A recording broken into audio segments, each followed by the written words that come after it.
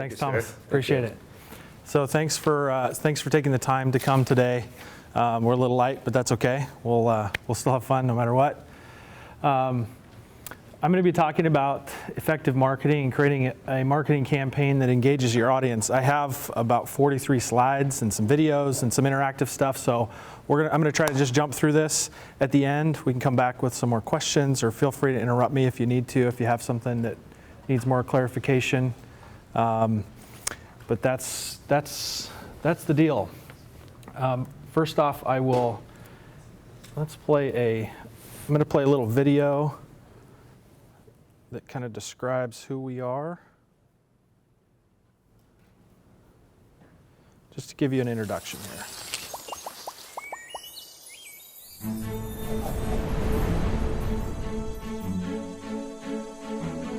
Olive Group's a web development internet marketing company. We do not only internet-based marketing, but then we also try to come up with a memorable customer experience and a way to understand our customer's story and then be able to showcase that story through things like photography, through website design and development, through video, social media strategy, opportunities that we can create as a co-op, so to speak. What I enjoy about photography is that I get to be creative and relational, collaborating with the clients to make sure that we're hitting exactly what they are trying to sell or what they're trying to provide for their clients. I enjoy helping people solve problems, coming alongside of people and helping them either understand what their goals are, where they want to go, or help them obtain what they've already decided they want to do. It's a great responsibility to work with video production. I'm very passionate about conveying a truthful message to the audience. Whether it's online, whether it's in digital signage, I enjoy taking an idea from being inside someone's head to being on the screen. Customer experience really is about creating an entire story for your business. Something that cuts through the noise of the 3,000 pieces of information that everyone gets bombarded with this day and age. Finding the story that the customer lives in, and then finding a way to connect with that story. I was born and raised in Tacoma. I really tell people that I upgraded from Seattle when I moved to Tacoma. I have my family here and started my photography business in the Tacoma area, and I just love it. Everyone here is really, really involved in enriching and preserving the culture that's here. I have a lot of hope and love for Tacoma. It's been a legitimate joy to see Tacoma flourish into what it is today. I'm really excited to see what the next 10 years looks like. There's so many offerings that we can bring to the table as a marketing services business. Through the creative use of branding and exceptional customer service. Whether they want to make more money, whether they want to free up their time. Whether that be a testimonial video or a dramatic commercial. Whether they want clean, bright, clear, or moody, dark, and dramatic. Olive Group takes the effort and the time to learn your story and create that memorable customer experience so that you can really share your story with your customers.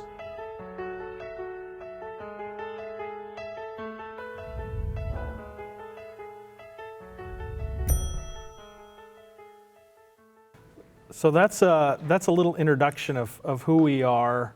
I hope that gave you a good overview. Let me get this expanded back out here again. So today I'll just introduce myself. My name's Jake Nyman, and I'm the principal and founder of Olive Group. Again, we're an internet-based marketing company. We do work on small and medium-sized businesses, typically in the Pacific Northwest. We have some clients that are outside the Pacific Northwest, including Hawaii and California, but at this time, most of our customer base is here in the Northwest. A couple companies that are associated with us. We have an SEO company, Retreat Guide, which we're going to talk about in a little while. We have a division called LA Print Shop, and then a local resource guide called Clever Neighbor. If you're interested in learning any about those other entities, I'm glad to talk about it after we're done here. A few companies that we're proud to represent. There's a few local companies, two freight companies here in the Port of Tacoma, Acme Bowl in Tukwila. Cordeo's a private faith-based school here locally, and then Dolce C's a bakery down at Point Ruston. So those are a couple customers locally. So let's talk about just general marketing. Why do customers care? Why does a potential customer care about what you're selling? There's a lot of discussion around why they would care and what you'd need to do to help them care about your product. But there's reasons that people care about your product, care about many different kinds of products, and we'll get into that, why people care in a moment. Target audience, segmenting your target audience out, and I was speaking to one of the gentlemen here about that earlier. There's a real push in marketing to really segment your audience, because general broad audience marketing just does not work anymore. Sending out postcards to 10,000 mailboxes just doesn't work as well anymore. So segmenting your target audience is a really important part of having a legitimate business, and telling your story. So I'm going to play a little video here. It's comical, it's kind of funny. Many of you have probably seen a few of these, but there's some real truth in these videos that I'm going to get into.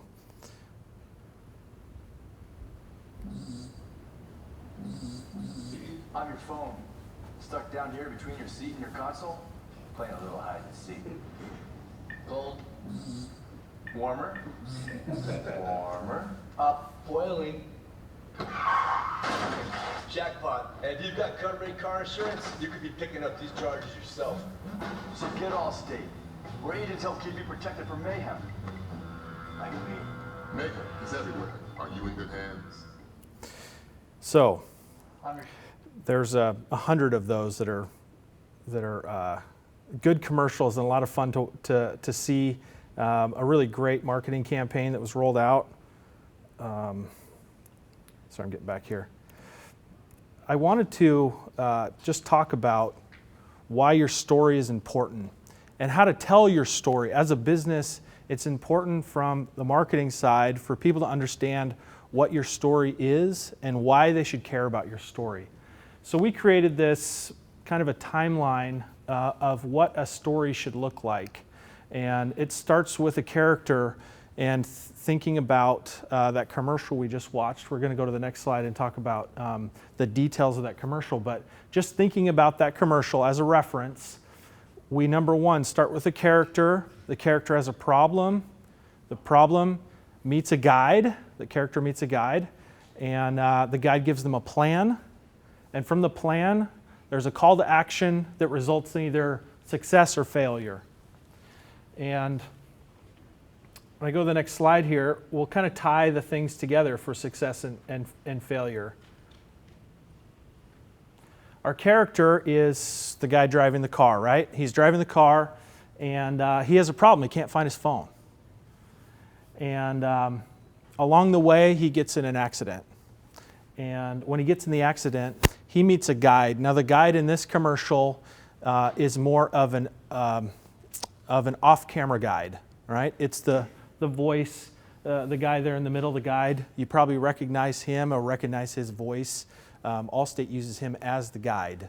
And he gives you a plan. He says, if you have this cut rate car insurance, you need to go with us because we're the ones that can send you in the right direction and provide you the type of insurance that you need so you don't get into trouble like this guy had with cut rate car insurance.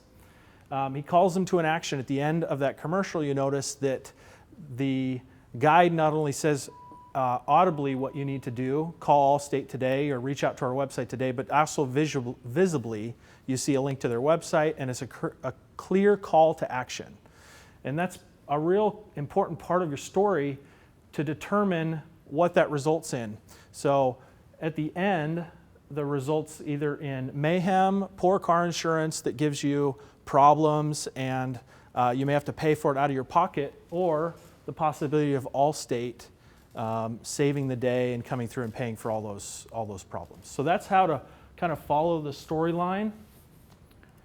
And telling your story, here's another example of how to tell a story, and I'm going to kind of ruin every movie you're going to watch from this point forward, so I'm going to give that as an asterisk to this statement. But this is the story of Star Wars following that same theme. And movies, even romantic comedies, they all follow the same theme, and that's how we're attracted to them. It starts with Luke, who has a problem. Now, problems can be broken down from a marketing side to external problems, internal problems, and philosophical problems. So external problems would be, we must defeat the Empire. An internal problem, is he a Jedi? And then a philosophical problem is good versus evil. It takes him to Yoda, and Yoda's lived as a Jedi, so he is that guide. And Yoda tells him to trust the Force. He gives him a plan of what to do, a plan of action. From there, his action plan is to go and defeat the Empire. And the result is either he destroys the Death Star, for those of you who are familiar with Star Wars, or the rebellion is crushed. So that storyline follows not only movies, but it also follows the storyline of how your business is presented to the public. Next, I have a worksheet, and my colleague Becca has some worksheets that I'd like to pass out now to each of you. If you don't have one, let us know if everybody's got one. All you need is a pen, and we're going to kind of do a little exercise with doing a story. And I'm curious if anybody here actually runs a business. Okay, good. What type of business do you run? Government contract business, okay. I think that one might be a bit challenging to do as a representation here. Could I have someone maybe come up with an idea for a business? Let's think of something locally, a local business. I'm thinking like maybe coffee shop or some kind of a retail outlet or something like that. Can I get anybody's idea? Just throw out an idea. Anyone? Coffee shop? Okay, we can start with that. So let's start with the coffee shop.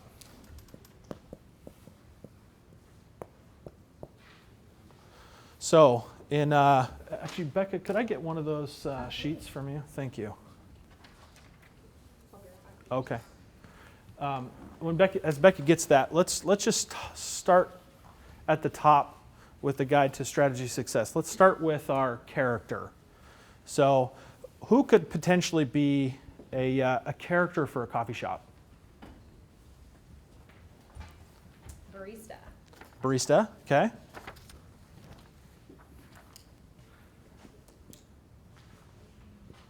I mean, we can make this really, really simple. Let's just say someone who wants coffee. Okay, I mean, a potential customer, right? We can say a potential customer, someone who wants coffee.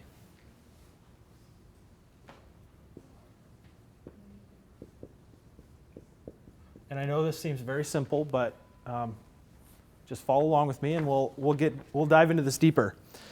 Our character who wants coffee has a problem. What's the problem? They want coffee, right?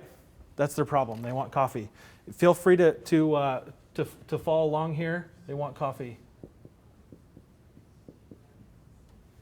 Okay?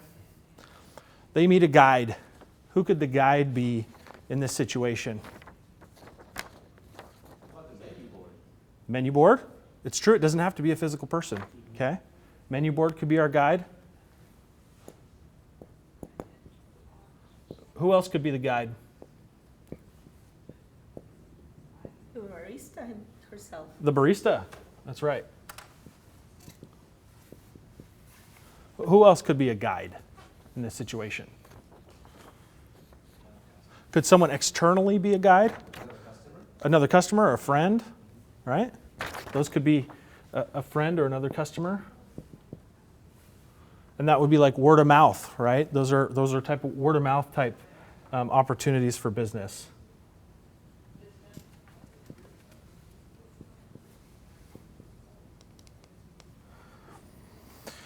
Okay, we're making this really simple. What's the plan? Get coffee. Okay, go to the counter, buy some coffee, right? I mean, this is really simple. You'd be surprised how many businesses have not gone through this exercise to determine what their customer would do when they come to their business. Go to the counter and buy coffee. Right? So that's the action. Now, what's the result? Transactions. Okay, transaction of money. What's the result for the customer? The final product, our character. The coffee, right? Satisfaction. Now you're talking. Is it a plus or is it a minus? Right? Do we have success or do we have failure? And this exercise can be worked out for every single business. And it's important to note that this exercise follows a plan each time. And true marketing plan follows this strategy. When we do a strategy workshop for people, we literally go through this exercise here in 4 hours. We do a very, very detailed examples breaking out each one of these things. What's a possible success? What's a possible failure? Starting with different types of characters. So here we're calling just a potential customer who wants coffee. But we can break that down into geographic, we can break it down into income levels, we can break that down into gender, race. I mean, there's a whole gamut of things we can break it down into. And you think a big company like Starbucks, I mean, they have broken this down to who exactly their target audience is. And in very simple terms, they've gone through this exercise and they've determined who their customers are. I'm leaving this with you. So if you do decide you want to start a business, or if you want to think about a business, this is a good exercise to go through to determine who your potential customers could be. I'm going to show you a couple brands that we feel as a company are great examples of showcasing who they are to their target audience. I'd love to show you one of my brands, but I think at this point, these brands have done a remarkable job of following the storyline and connecting with their audience. So in thinking about the strategy here, let me move this out of the way. We have this company called Tom's. Is anyone familiar with Tom's? Shoes. Tom's Shoes, yeah, they're a shoe company. So Tom's wanted to do more than just selling shoes. They wanted to connect with their audience somehow. And so what they do is they improve lives with every product you purchase. Tom's will help a person in need one for one. So they've determined that by going through this exercise, that their customers will be far more happy and more likely to do business with them because of what they stand for. And they've determined that by going through a marketing strategy, determining those things. And we think that they've done a fantastic job of rolling that out and encouraging their customers not only to support their business, but to know that they're supporting other businesses at the same time. Filson is a clothing line here based in Seattle. There we go. You got someone wearing a little Filson. So if you don't know Filson, it's a Northwest brand. It's kind of Nordstrom, but a little bit more towards Northwesty, I guess. They do a lot of flannel. They do a lot of outdoor gear. And Filson also connects with their customers, knowing who their customers are and the problems that their customers have. Their customers may have problems with a specific type of attire that breaks down too quickly in the rugged environment. And so they're filling that need for their customer, and they're meeting them where they are and providing that customer, hopefully, a successful journey when they've used their product. Let's talk about building strong customer audiences. I'm going to go through a few exercises here, just kind of examples of what is important about building a strong customer audience. Number one, building relationships. Those are critical for businesses to survive, is building relationships. I say number two is asking Google. You're probably not surprised that 60% of all searches on the web are done on a mobile device and on Google. And the market is changing how search is done. Mobile devices are taking over more than the desktop. But just asking Google, simply typing in terms with competitors, the type of market that you're in, the service industry that you're thinking about creating a business in, and just looking what Google can provide. The amount of information that is there is at your fingertips if you use it. Using various mediums to build a strong customer audience. Traditionally, we would send out, flyers in the mail, or we would do a mass email campaign, or we would do a call center and a bunch of phone calls, and we'd do a lot of cold calling. Well, the day of that happening and being successful is essentially over. Those things don't really work anymore. Now we have to go through different mediums. Different mediums could be apps. Different mediums could be web advertising. Different mediums could be text message. I can't tell you how many times I've signed up for something and received text messages from the business. And it's just connecting with the audience in a different way.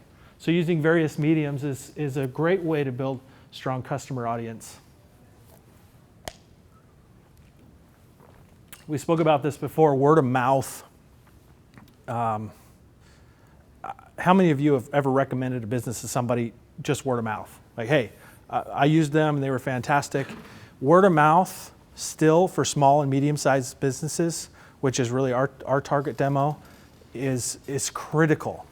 And word of mouth doesn't just mean physical word of mouth. Word of mouth can mean a Yelp review, right?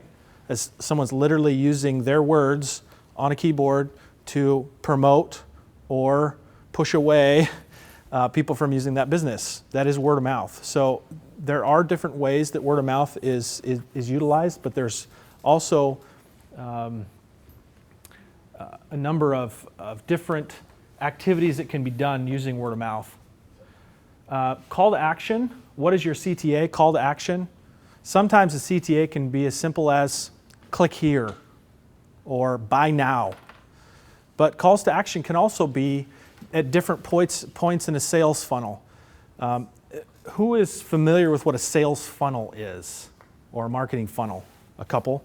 So a sales funnel essentially takes people and describes where they're at in the sales process.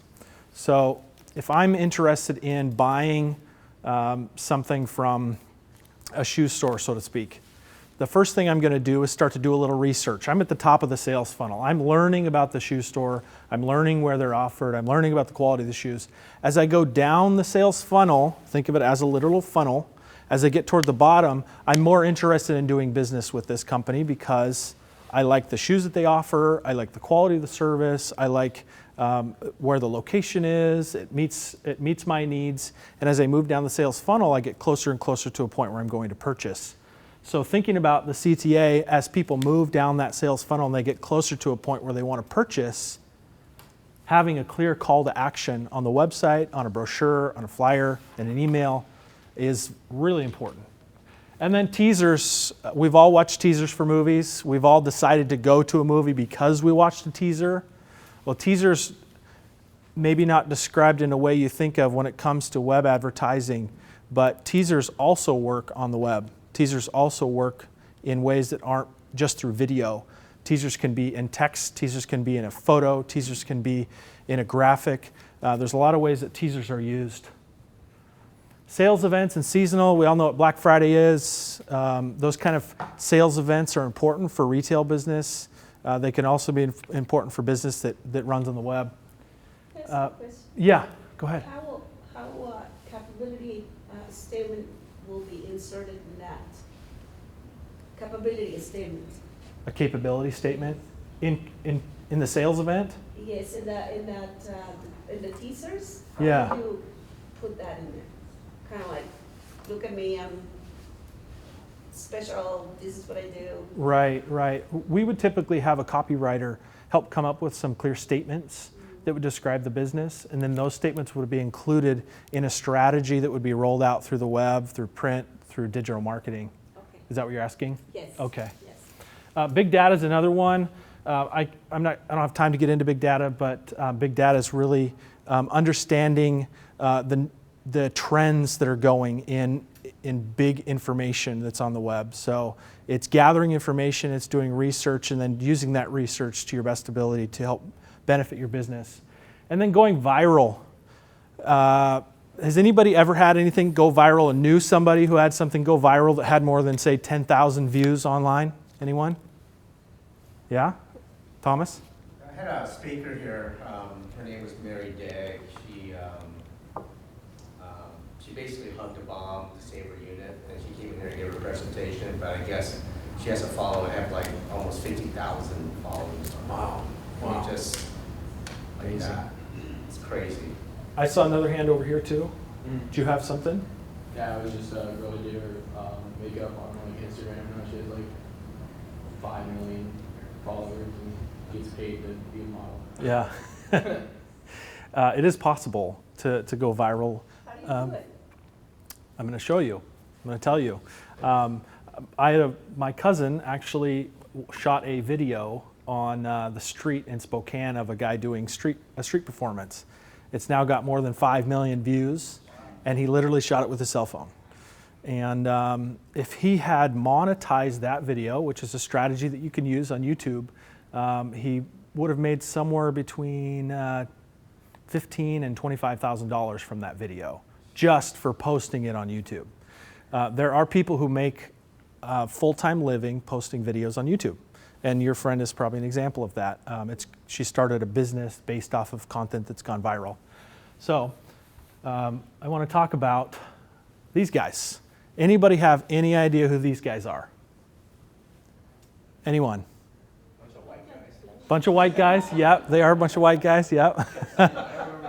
You don't remember the name, yeah, okay. So I'm going to talk about how did 5 guys with no money go viral. And now they're back with a new video that could be their best yet. You made a shot from an airplane. And that was the one that was so unbelievable. The internet buzzing from the third day at Kyle Field at Dude, you Texas guys are A&M. amazing. What's up, guys? We're Dude Perfect. We're Dude Perfect. We're Dude Perfect. I'm Russell Wolf. I'm Paul Rudd. I'm Odell Beckham Jr. I'm Luke Bryan. Tim McGraw. Tim McGraw. I'm Serena Williams. Let's make a video!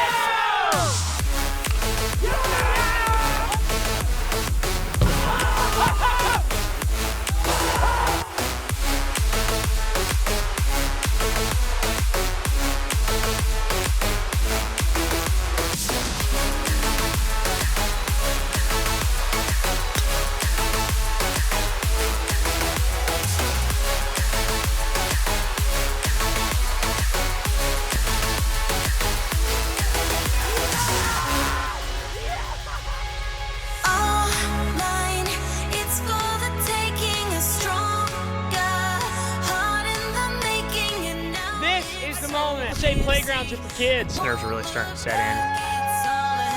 That was insane. I say Christmas came early. One swing in the back can change the world, people. Come on, be here.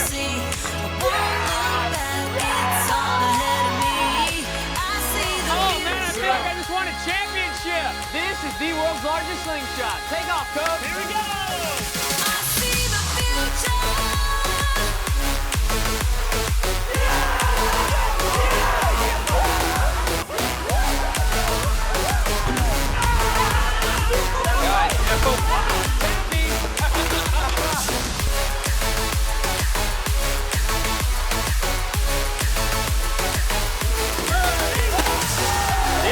Threading the needle.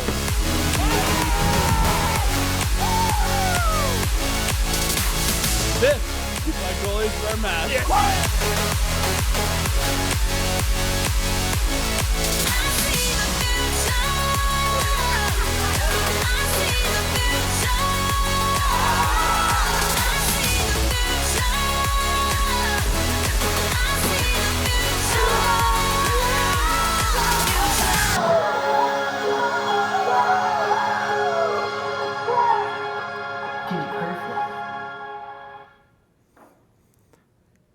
Now that I played that video, does anybody know who those guys are?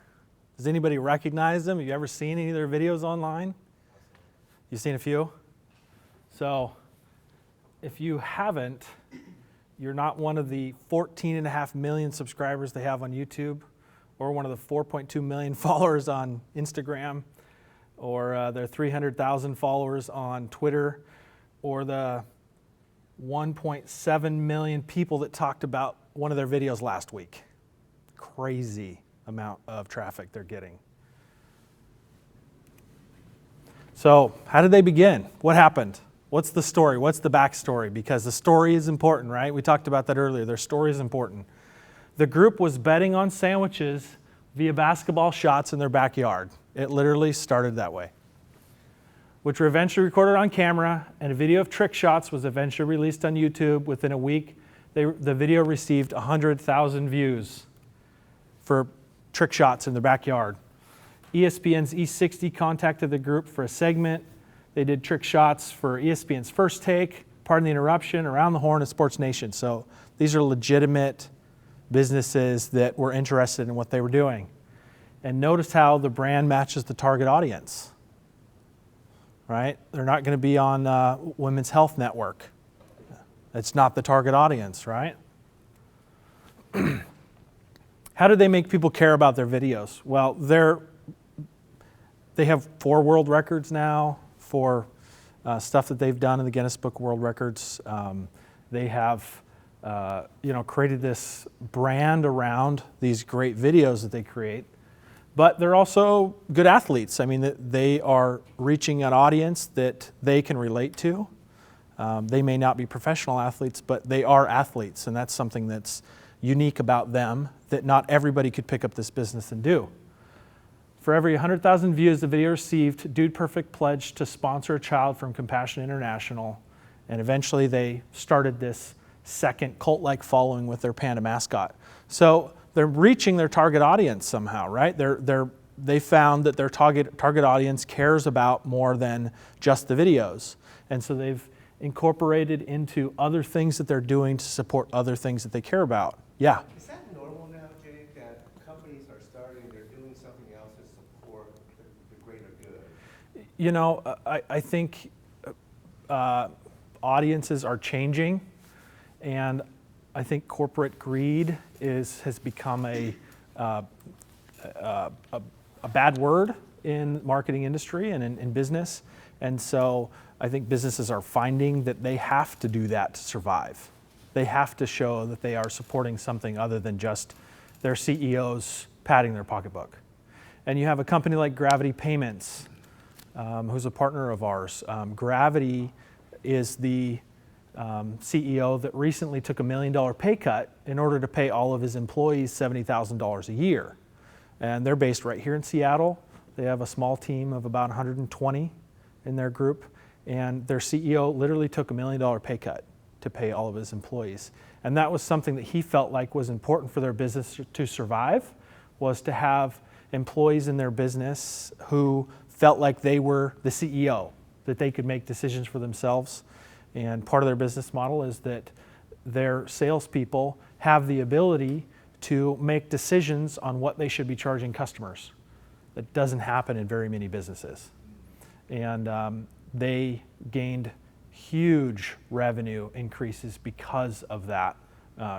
He was on the cover of Inc. magazine and Forbes and met with President Obama, and he got a lot of notoriety because of that. But at the same time, he was able to connect with his audience that way, and they've gained the amazing double, triple the customers because that's the way they treat their employees, and they found that that was a good way to connect with their target audience. Once people care about your brand, merchandise is an easy next step to promote your brand. They sell millions of dollars worth of their brand merchandise every year. I mean, it's in stores now. I think you can even buy some of their stuff at Walmart. I mean, it's all over the place. And it all started from guys, betting over sandwiches in their backyard. And I want to say that. I want to just kind of step aside for a second and just give a side note. There are opportunities everywhere. There really are, even right here in Tacoma. And I'm a big fan of Tacoma. I love Tacoma.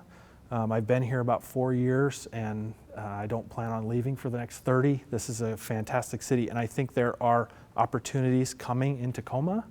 Thomas and I are part of a group called the Tacoma Technology Hub, which is bringing new tech business into Tacoma. There's a lot happening with the port. You figure there's 40% of the Washington State's economy goes right through the Port of Tacoma. There are opportunities here in Tacoma. Yes. That's a question. Yeah. We are a small firm that does asphalt paving. Yeah. And my husband and my son are severely dyslexic people who were denied an education through the public system. And I tutor kids that cannot read. Yeah. How can I link that business? Because the only reason that I tutor kids that cannot read, and I have a lot of success. Mm-hmm. It's been even written up on a newspaper here in the local area. But I cannot understand why I cannot get this program out there when it's the top program in reading. And I can tell you this, I had a student, 12 years of age, who came to me reading at kindergarten level. And in 1 year, she was able to take a test at 6th grade level. That girl graduated last year with a 4.0. She built a plane and flies. Yeah, amazing. So, you know, lives can be changed. I'm only one person. It all came out because of my husband's dyslexia, and he's a top asphalter, and so is my son. Yeah. And I am the one doing the paperwork, but actually, my desire is to combine the ability of high grade to do a good thing by all the potholes that we're running into being redone in smooth, and offering these to children. The problem that I find is that they don't believe because of my accent and the color of my skin that I can do what I can do. And I had talked to legislators.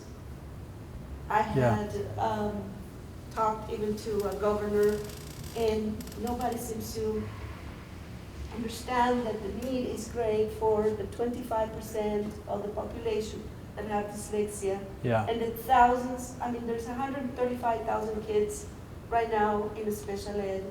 And I will put my hands on the fire if not 75% of those kids have dyslexia. Right. Let's you and I talk afterwards, because I think you have some really important points that I'd like to discuss with you one-on-one. I think there's some important points for the group that you shared, and I appreciate you doing that. But let's talk afterwards. I'd really like to learn more about your business. Thank you. Just stepping back to this, there is kind of a statement that I like. I follow a lot of marketing things because that's my passion, something I enjoy doing. But a statement I like: a movement isn't about creating ads and having people passively watch. It's about creating tools so that people take action. And it's really true. In marketing, we're trying to get people to take an action.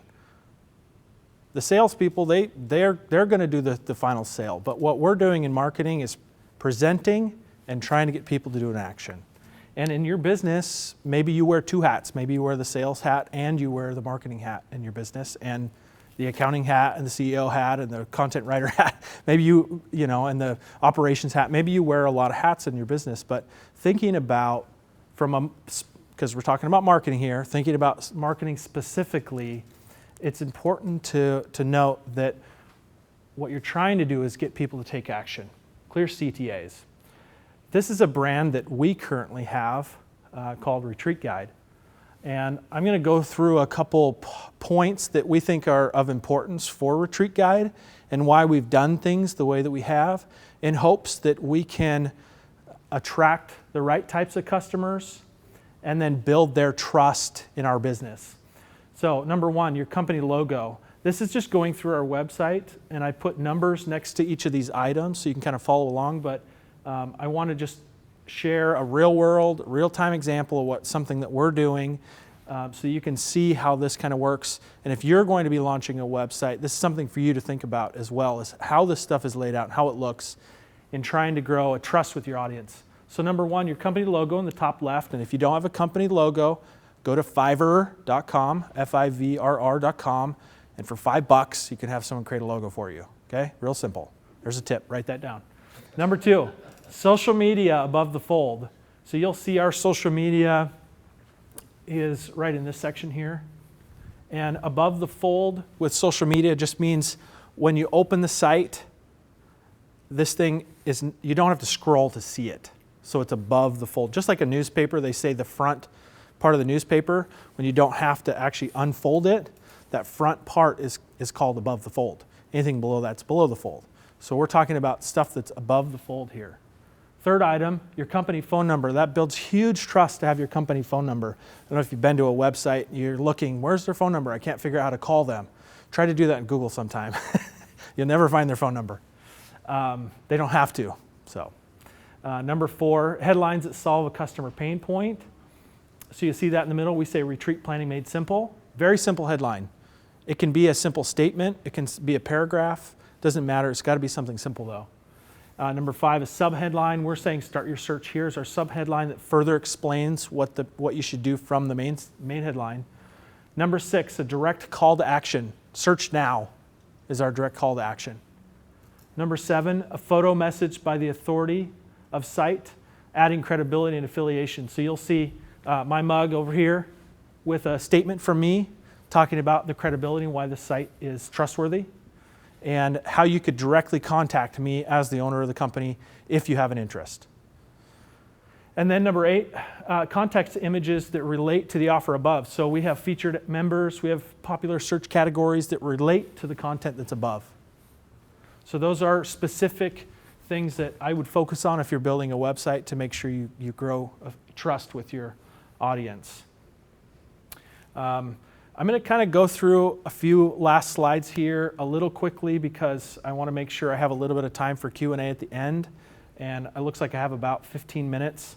So forgive me if I go a little fast here, but I want to get through all of this. I think there's important information at the end that I'd like to show you. So your community, understanding your community, who your target audience is, how you're going to engage with them, how long the campaign should run, and which sites will run what kind of marketing. Those are all questions that are worthwhile asking before you start to roll out your product or your service. 80% of visuals increase readers' willingness to read the content. So you've heard the statement, a picture says 1,000 words, right? It's really true. If you can do anything to avoid using plain stock photography, please do it. For your customer's sake and for your business sake to survive, use real photos. And I can't tell you how many people use stock photos. It can be utilized if it's done properly, but it is difficult to do well and not spend a whole ton of money doing it. Selling your product, trying to give incentives, incentivizing your product, finding a way for people to want to buy your product is important. And going through the marketing strategy, understanding what pain points you're solving for your customers can really help you figure out how to incentivize it. If you're not blogging and you're running a business, you're missing a huge portion of the audience. Blogs that appear like they're trustworthy have huge influence on buyers, on the buyer's journey. As buyers go through the sales funnel and they get to the point where they want to buy, during that time, they are reading blogs somewhere. I'm sure each of you have read a blog at some point about somebody's recommendation or opinion on a specific product. Blogs aren't just somebody talking about where they went on vacation last weekend. Blogs talk about all kinds of different topics that relate to business and marketing and many, many other things. Examples of non-traditional marketing are things like digital, building mobile apps, ambient marketing, which could be audio or something that's built into a room with your logo on it. Experiential, maybe you have somebody jump out of an airplane with a parachute that's got your logo on the side. I mean, those are unique things that you can do to promote your business. Next, I want to move into SEO, and I think SEO is one of the most important factors in finding the audience for your website. And I'm going to talk a little bit about internet-based advertising right now because web-based advertising is my specialty, and we own a company called Search Flood SEO, which specifically focuses on search. And I'm going to tell you a little bit about why I think it's so important and why I think search is the next evolution in the way people utilize the web. There are 3 areas of digital marketing. There are search engine optimization, SEO. Anyone heard of that term SEO before? SEO is a really common term that gets floated about, and I'll talk a little bit about that in a second, but the second one is search engine marketing, which is Google AdWords, PPC, pay-per-click, SEM. There's a lot of acronyms that go along with Google AdWords, search engine marketing, but the general basis of it is marketing on the web. And then third is web development. So my disclaimer here is that I'm not going to try to sell you our service. What I am going to do is try to educate you and make this a learning opportunity for you. You see Borat. I need to scroll down a little bit. It looks like my screen is missing part of it here. There we go. Your website should add revenue to your bottom line. If you've built a website and you're promoting it online and it's not driving new business for your business, something's wrong. Now, some people use a website as an addition to their business. Some people use a website as their business. Either way, your website should be adding revenue to your bottom line. Some questions to ask.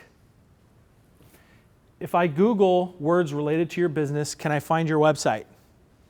If I Google the name of your business, can I find your website? About 50% of the customers that we work with, when I Google their name, I cannot find them. That's a problem. That's a problem. How many have looked for something in the last 6 months in the Yellow Pages phone book, the physical Yellow Pages phone book? Nobody. Nobody does that anymore. They just don't. A company that we worked with in 2013, they were spending $125,000 a year on Yellow Page phone book advertising. A year. And there was no way to tie tangible numbers to the return on that investment. With the web, we can. We can tie tangible numbers to return on investment based off of which ads and services you provide online. We can tie those things to tangible numbers. A few extra questions to ask, and I'm trying to go through this quickly here. What markets or cities can I find your business in? If you're in Tacoma and I search for your type of business, can I find you? It's important to note that if your target audience, based off of a strategy worksheet like this one that we went through, if your target audience geographic space is in Tacoma and they can't find you when they type your service and the word Tacoma next to it, there's a problem there.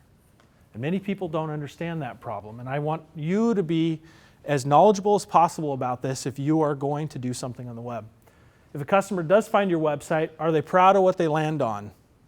Does it help them fulfill their need when they land on your website?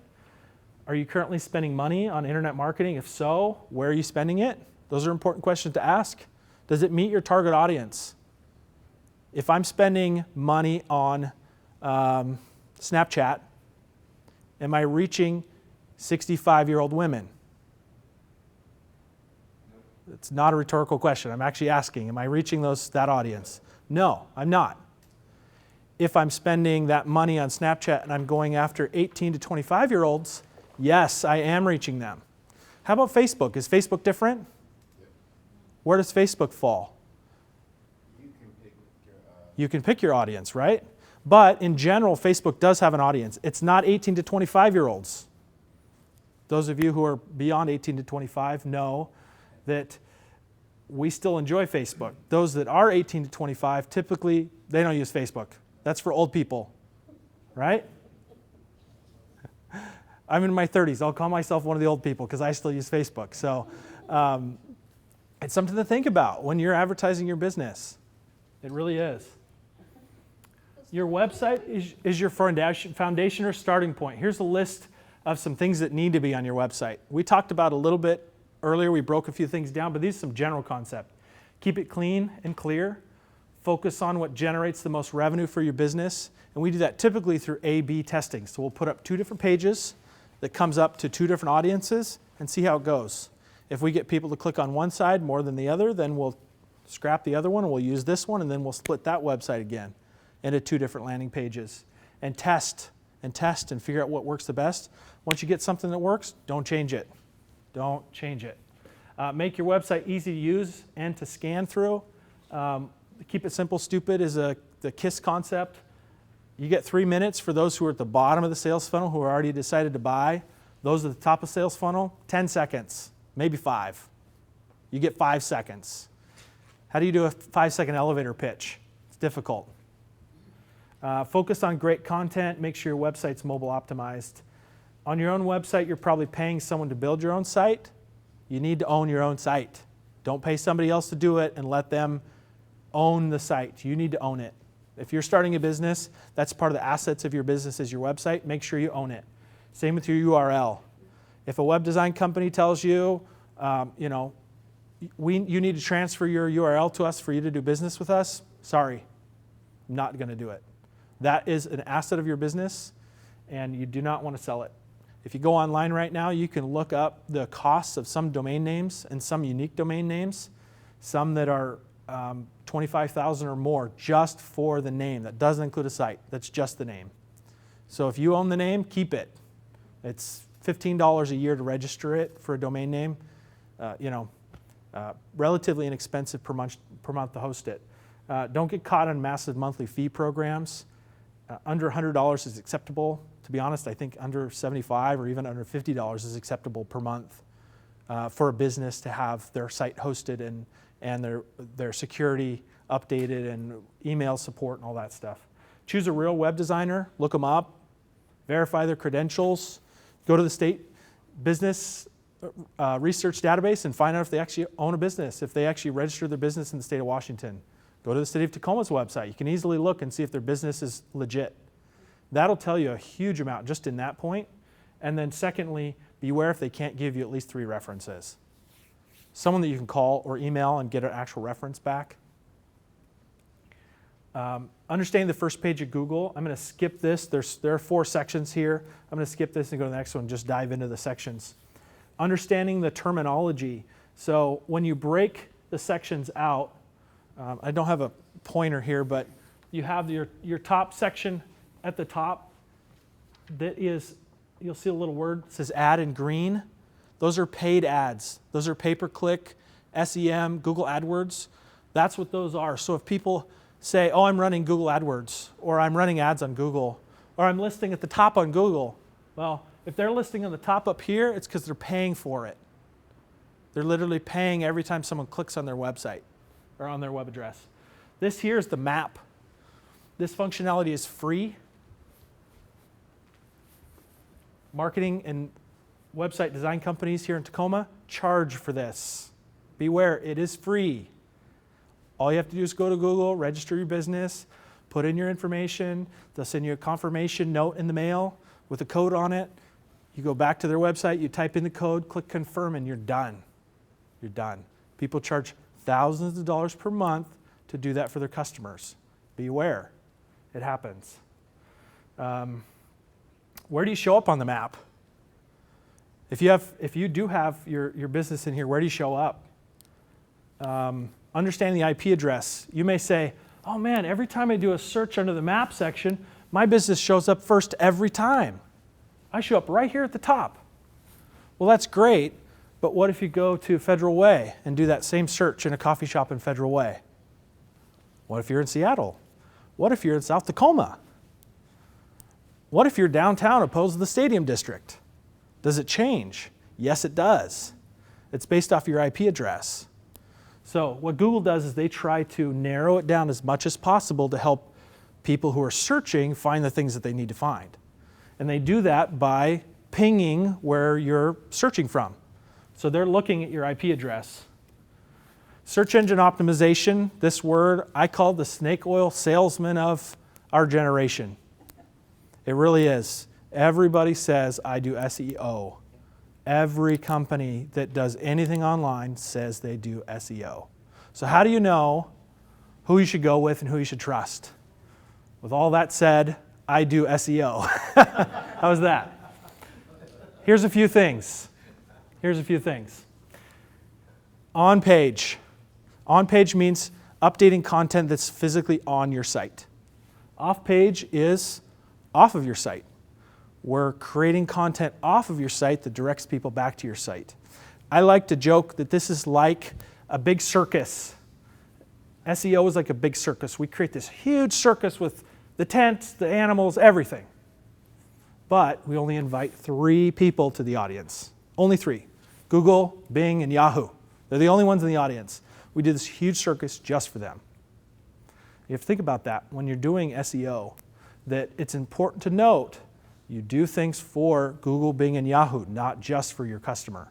It's really hard for people to understand, but it doesn't sound right. It doesn't look right. It's not, my customers won't connect with that. It doesn't matter.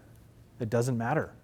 What matters is that Google connects to it and your site gets ranked first on the homepage when they type your specific search terms in. Don't forget social media. That's part of an SEO strategy. Some SEO companies will just do on-page or they'll just do off-page. Social media has to be part of that. It's an important part of business. It's digital. How do I know what's happening? Reporting. A good SEO company will send reports every single week and every single month telling you exactly what's happening. They'll provide those whether you go up or you go down. They are providing you actual statistics. Now let's quickly, I got two more slides here. What's better, SEO or pay-per-click? It's not a rhetorical question. What's better, SEO or pay-per-click? What's that? A little of both. That's a good answer, and it's absolutely true. A little bit of both. Pay-per-click, as you'll see, I'm sorry this is a little bit blurry. PPC has instant results and can generate visitors early in a site launch.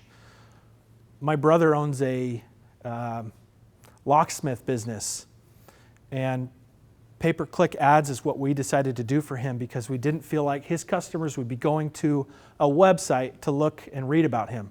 They're in trouble, they're locked out, they're going to get their phone, they're going to type locksmith Tacoma, and what comes up, they're going to click on, right?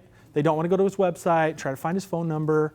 Google Ads now with pay-per-click does the phone number right in the ad, only on mobile devices. So what we did is we turned off the link to his website. It doesn't even exist. The only thing that's there is a phone number. So when people see his ad, they click the phone number and it calls him, and he pays Google every time someone calls him. But he knows every time a phone call comes in, it's a new lead for a potential business. So doing pay-per-click it's short term. It gets you to the top of the page for the search terms that you want. It's a little bit complicated to make sure you do it right and you don't waste money because it's very easy to waste money. And don't be tricked by Google saying we recommend you do this amount of budget, or we recommend you do this amount of keywords, or we recommend this or that. You can certainly follow that, but remember, Google's in the business of making money. They will recommend, but their best interest is what's most important to them, not yours. And then lastly, SEO. You'll see that bell curve goes up, and it continually goes up for your business. SEO is more of a long-term plan. You step one step here, one step, you do 2 steps forward, 1 step back. That's the way SEO works. 2 steps forward, right? Slowly, 1 step back. And that's the way SEO works. Sometimes with audiences or specific markets that aren't very competitive, it's easy to make huge leaps forward. 10 steps forward, 1 step back in SEO. But most likely for competitive industries, it takes a lot of concerted effort. It takes creating that entire circus and really pushing people forward in their business. And after, we say minimum 6 months, after sometimes as little as 3 months, but typically at 6 months, you'll start to see some gradual positive gains to get you on the first page. So that is my presentation today. I appreciate your time. Thank you very much. I'm glad a few more people showed up, and I hope some that are online will get to see this as well. If you have any questions, my colleague Becca is in the back, and I'll hang around here for a while for anyone who wants questions. Don't feel like you have to run out. Feel free to ask me questions or grab my business card. Feel free to shoot me an email. I'm glad to do free consultations if someone is interested for their own business. And I thank you very much for your time. Thomas, thank you.